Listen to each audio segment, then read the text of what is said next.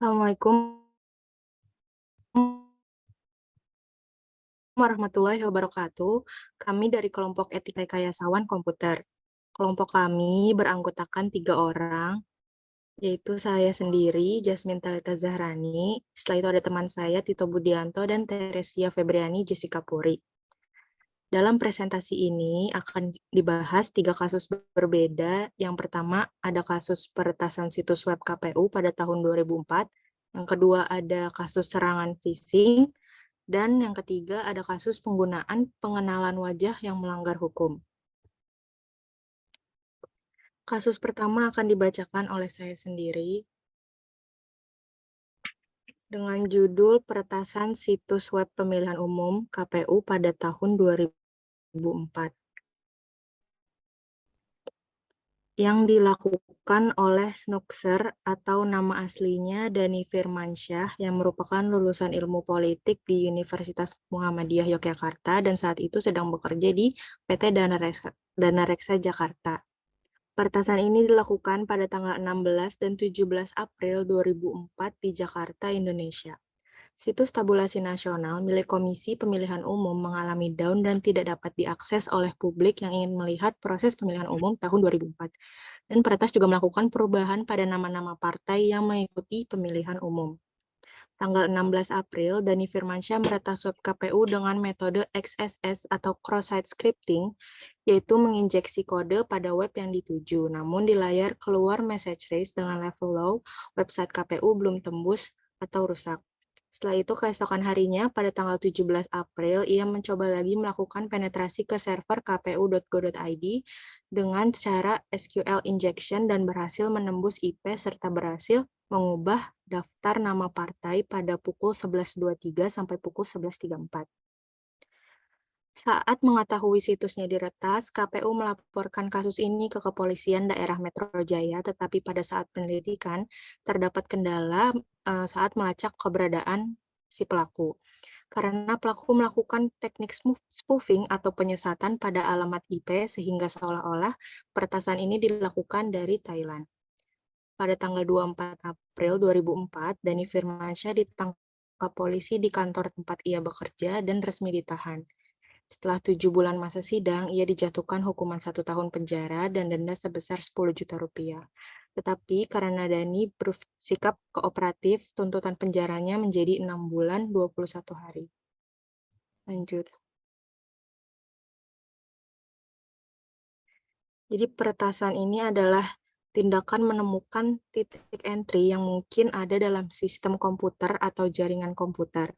Peretasan biasanya dilakukan untuk mendapatkan akses tidak sah ke sistem atau jaringan komputer, di mana seharusnya mencari celah keamanan perusahaan dan memperbaikinya supaya lebih ketat dan aman, atau memberitahukan masalahnya kepada pihak terkait. Motif dilakukannya peretasan ini awalnya itu didasari oleh rasa penasaran Dani Firmansyah untuk menguji keamanan situs KPU dan membuktikan bahwa sebenarnya sistem informasi tersebut tidak aman. Dani Firmansyah telah melanggar etika peretasan di mana seharusnya peretas mencari celah keamanan perusahaan dan memperbaikinya. Jenis cybercrime yang dilakukan adalah unauthorized access to computer system dan service dan illegal content, yaitu merupakan kejahatan yang terjadi ketika seseorang memasuki suatu jaringan komputer tanpa izin dan tanpa sepengetahuan dari pemilik sistem jaringan komputer, dan juga merubah isi situs web tersebut. Lanjut. Setelah itu ada kasus 2 akan dibacakan oleh Tito. Terima kasih, Jasmine. Baik, pada kasus yang bertema serangan phishing ini, saya berikan 2 subkasus lagi di dalamnya. Tapi sebelum saya memberikan kedua kasus tersebut, pertama-tama saya jelaskan terlebih dahulu apa itu phishing. Phishing adalah upaya yang dilakukan oleh peretas untuk mendapatkan informasi data seseorang dengan teknik penipuan atau pengelabuan.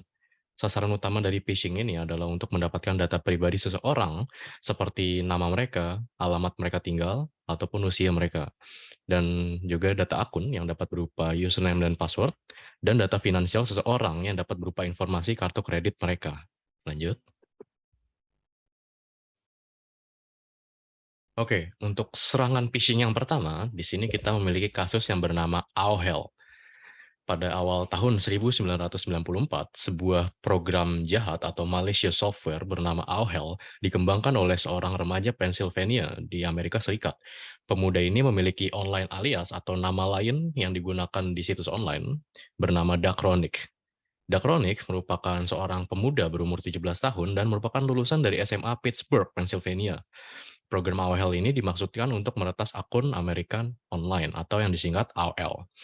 Program AOL ini berjalan di atas klien AOL atau klien Amerika Online dan digunakan untuk mencuri kata sandi pengguna dan menggunakan program credit card generator untuk membuat akun palsu yang kemudian mereka gunakan untuk menyamar sebagai pihak dari customer service Amerika Online. Pengguna reguler diminta untuk memverifikasi akun mereka untuk tujuan keamanan, menjadikan kasus ini sebagai bentuk phishing yang paling awal tercatat di dunia. Kronik berkata bahwa tujuan utamanya membuat AOL hanyalah satu hal, yaitu revenge atau balas dendam. Ia menjelaskan bahwa ia besar di keluarga yang terpengaruh dengan child abuse atau pelecehan anak. Ia kesal karena apa yang ia lihat di AOL. Staf Amerika Online bisa mematikan chat room yang bertema pembajakan perangkat lunak. Namun, staf Amerika Online juga memperbolehkan chat room digunakan untuk pembahasan pedofilia dan pelaku kekerasan anak. Dakronik juga menambahkan bahwa Amerika Online memaksa penggunanya untuk percaya bahwa AOL adalah virus. Namun ia berkata bahwa AOL tidak membahayakan siapapun kecuali pihak Amerika Online. Karena kasus ini, Amerika Online membuat statement bahwa mereka akan menutup semua akun yang menggunakan AOL. Oke, kasus selanjutnya. Baik, untuk kasus yang kedua dalam tema serangan phishing, kita memiliki insiden yang terjadi di Bank Nordea Swedia. Pada tahun 2007, Bank Nordea yang terletak di Swedia telah kehilangan lebih dari 7 juta kroner Swedia atau lebih dari 10 miliar rupiah ketika phisher dari Rusia atau hacker dari Rusia berhasil mengirimkan email penipuan kepada seluruh pelanggan bank, memikat mereka untuk memasang Trojan Hexdoor yang disamarkan sebagai perangkat lunak anti-spam. Serangan ini pertama terjadi pada tahun 2006, namun serangan ini baru bisa terdeteksi oleh pihak Nordia setahun setelahnya, yaitu tahun 2007. Setelah 1 tahun, sebanyak 250 pelanggan dikatakan terpengaruh oleh serangan ini. Kasus ini dijuluki sebagai pencurian bank online terbesar oleh perusahaan keamanan digital yang bernama McAfee. Pelanggan Nordia diserang dengan email phishing yang berisikan virus Trojan yang memasang keylogger ke komputer korban dan mengarahkan mereka ke situs web bank palsu tempat peretas Rusia ini menyadap kredensial loginnya. Oke, lanjut. Oke, dapat kita simpulkan dari kedua kasus yang saya jelaskan tadi, terdapat kesamaan dalam bagaimana penyerang bisa mendapatkan data informasi dari pengguna yang mereka serang. Penyerang menyamar sebagai salah satu staf atau penyedia website dari suatu perusahaan besar dan mengirimkan email yang berisikan link atau aplikasi yang sudah disisipi program jahat seperti keylogger untuk mendapatkan akses ke akun atau rekening bank pengguna. Tentu saja kerugian yang telah dialami oleh korban bank phishing tersebut tidak sedikit. Korban dapat kehilangan akun serta data pentingnya. Tidak hanya itu, korban juga dapat kehilangan uang dengan jumlah yang cukup besar. Korban dari serangan phishing ini juga tidak sedikit. Berdasarkan penelitian yang dilakukan oleh FBI Internet Crime Complaint Center atau IC3 pada 2 tahun kemarin, yaitu tahun 2020, phishing yang termasuk juga phishing, SMS dan farming merupakan suatu ancaman terbesar di Amerika Serikat pada tahun 2020 dengan korban berjumlah 240.342. Oke, selanjutnya. Baik, terima kasih Tito. Setelah itu ada kasus terakhir yang akan dibacakan oleh Teresia. Terima kasih Jasmine. Saya akan menjelaskan tentang kasus yang ketiga, yaitu penggunaan pengenalan wajah yang melanggar hukum. Penggunaan perangkat lunak pengenalan wajah otomatis oleh polisi dianggap melanggar hukum privasi masyarakat. Perangkat lunak ini adalah Automatic Facial Recognition atau yang disingkat AFR. Teknologi ini sudah diluncurkan sejak Juni 2017 lalu di kawasan Cardiff, Inggris, dan sudah menyebar di jalan, bandara, dan ruang publik, manapun yang menjadi tempat terbaik menurut polisi. Tempat terbaik di sini maksudnya adalah spot-spot yang sering dilalui oleh orang-orang. Namun, karena telah melanggar peraturan privasi, perlindungan data, dan kesetaraan kasus ini dibawa ke ranah hukum pada tahun 2020 di South Wales, Inggris. Polisi Inggris telah mempercayai teknologi AFR dapat membantu memerangi kejahatan dan terorisme. AFR menghubungkan kamera database yang berisi foto orang-orang. Lebih dari 500.000 wajah ditangkap, disimpan, dan dibandingkan dengan orang-orang dalam daftar pantauan polisi, seolah-olah untuk menangkap tersangka kejahatan yang dapat diidentifikasikan oleh polisi melalui gambar wajah. Polisi South Wales mengatakan 61 penangkapan telah dilakukan melalui teknologi ini. Jadi bagaimana kasus ini terjadi? Awal mulanya ada warga sipil yaitu Ed Bridge sebagai aktivis hak-hak sipil dari Wales Cardiff membawa kasus ini ke pengadilan dengan dukungan dari organisasi kebebasan sipil Liberty. Alasannya mengajukan diri dalam kasus ini karena wajahnya dipindai saat ia berbelanja Natal di Cardiff pada Desember 2017 dan pada proses anti senjata yang diadakan di Motor Point Arena pada Maret 2018. Penggugat berpendapat bahwa penggunaan teknologi tersebut melanggar hukum karena melanggar peraturan privasi, perlindungan data, dan kesetaraan, ras, dan jenis kelamin.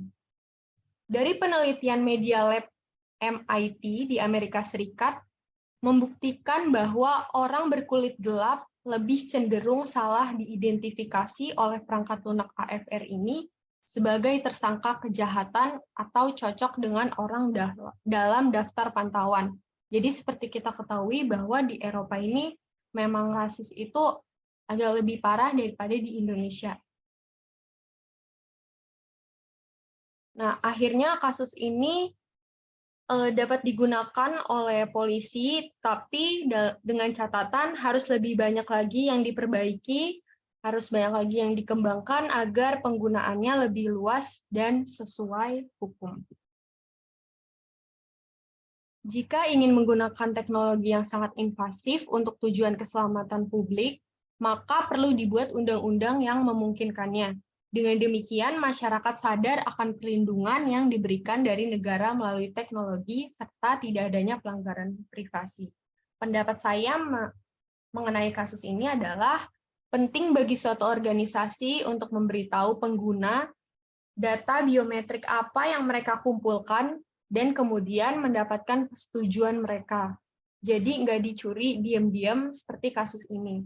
Sebaiknya suatu organisasi menyatakan dengan jelas kepada pengguna apa yang mereka lakukan dan mengapa mereka melakukannya.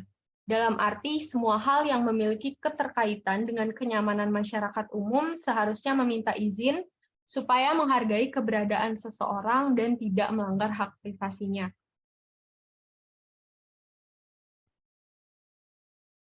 Oke, terima kasih Teresia.